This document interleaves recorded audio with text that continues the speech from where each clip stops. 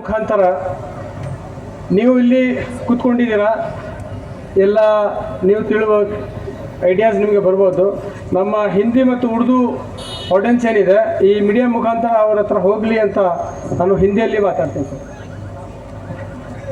आज के इस प्रोग्राम में अरीवू प्रोग्राम के ऑर्गेनाइजिंग कमेटी के प्रेसिडेंट हनुमंत इतरंगी साहब, अदर डिग्निटरीज और पूज्य करुणेश्वर स्वामी जी और मेरे सामने बैठे हुए भाइयों और बहनों, सभी को जय भीम। क्या आवाज ही नहीं आया? सभी को जय भीम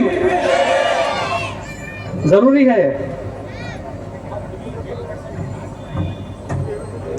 सभी को 135th बर्थ एनिवर्सरी की मुबारकबाद देता हूं। बाबा साहेब एक व्यक्ति का नाम नहीं है, एक इंडिविजुअल का नाम नहीं है, बल्कि एक मिशन का नाम बाबा साहब अम्बेडकर है, एक आइडियोलॉजी का नाम बाबा साहब अम्बेडकर है।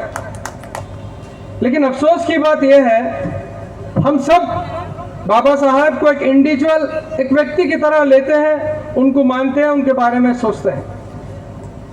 लेकिन जब उनको हम एक मिशन समझते हैं, एक आइडियोलॉजी समझते हैं, तब हमारे अंदर एक बदलाव आता है, तब हम जाकर सही मायने में अम्बेडकर राइट कहने के लायक होते हैं। उसकी बहुत ज़रूरत है। अम्बेडकर साहब को मानने वाले बहुत हैं, लाखों करोड़ों हैं, लेकिन अम्बेडकर साहब की मानने वाले बहुत कम हैं। बहुत फर्क है दोनों में। अम्बेडकर साहब को मानने वाले और अम्बेडकर साहब की मानने वाले, जमीन आसमान का फर्क है। 69 ईयर्स हुए हैं अम्बेडकर साहब को इस दुनिया से जाए हुए।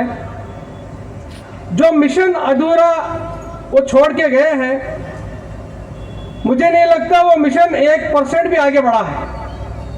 उसकी वजह यही है, सिर्फ और सिर्फ उसकी वजह यही है कि हम सब मिलकर, मुझे मिलाकर बोल रहा हूँ, हम सब मिलाकर अम्बेडकर साहब को मानते हैं, लेकिन उनके मिशन को और उनके ऑब्जेक्टिव को समझकर आगे लेके जाने में पूरा फेलियर हो चुके हैं। वो एक वन मैन आर्मी था जो 70-75% अपना जो मिशन था वो पूरा करने में कामयाब हो चुके हैं। 70 ईयर्स हो चुके हैं उन्होंने जाने, इस दुनिया में जाने के बाद अब तक हम 1% भी उनके मिशन को आगे ले जाने में हम कंप्लीट फेलियर रह चुके हैं। हम इसको मानना है। जब हम इसको मानेंगे तभी जाकर अम्बेडकर साहब की जो मिशन है, जो आइडियोलॉजी है, हम उसको आगे लेके जा सकते हैं। वरना हम 135, 200, 250th एनिवर्सरी भी मनाते रहेंगे, लेकिन उनका जो मकसद है, उनका जो मिशन है, वो वहाँ का जहाँ का वहीं रहेगा। तो आज इस अरीव प्रोग्राम का मकसद यही है। मुझे मालूम पड़ा कि वो जो मिशन है, वो जो आइडियोलॉजी है, वो जो ऑब्जेक्टिव है, उसको हम आने वाले दिनों में कितने परसेंटेज आगे बढ़ा सकते हैं, उसका ऑब्जेक्टिव इस प्रोग्राम से हमें मिलता है। मैं इस प्रोग्राम के सारे ऑर्गेनाइजर्स को तहे दिल से मुबारकबाद देता हूँ। 6 दिन का प्रोग्राम 10 तारीख से लेकर 15 तारीख तक इस ग्राउंड में रखे हैं। मैं ऑर्गेनाइजर से रिक्वेस्ट करता हूँ कि 7th जो प्रोग्राम है आपका, 16 अप्रैल को,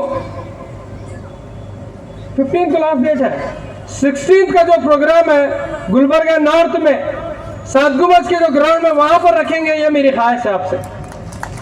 उसके लिए जो भी फैसिलिटी, जो भी ऑर्गेनाइजिंग जो करना है, उसके लिए हम आगे बढ़कर इसी तरह का अगर प्रोग्राम हम वहाँ पर रखेंगे तो वहाँ के भी एक गुलबर्गा सिटी को कवर करें। ये जो एजुकेशन प्रोग्राम है पूरा गुलबर्गा में गया, बल्कि इसका प्रोग्राम का सक्सेसफुल होगा एक उम्मीद रखता हूँ।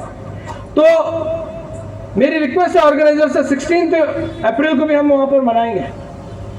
Social democratic party of India जब से पार्टी बनी है, हम लोग 14 अप्रैल को पूरे ऑल इंडिया लेवल पर जहाँ जहाँ हमारे कमिटीज़ हैं, जहाँ जहाँ हमारे ऑफिसेस हैं, वहाँ पर सोशल जस्टिस डे बोलकर 14 अप्रैल को हम ब्रांच से लेकर नेशनल की बॉडी तक दिल्ली में 14 अप्रैल को सोशल जस्टिस डे बोल के मनाते हैं।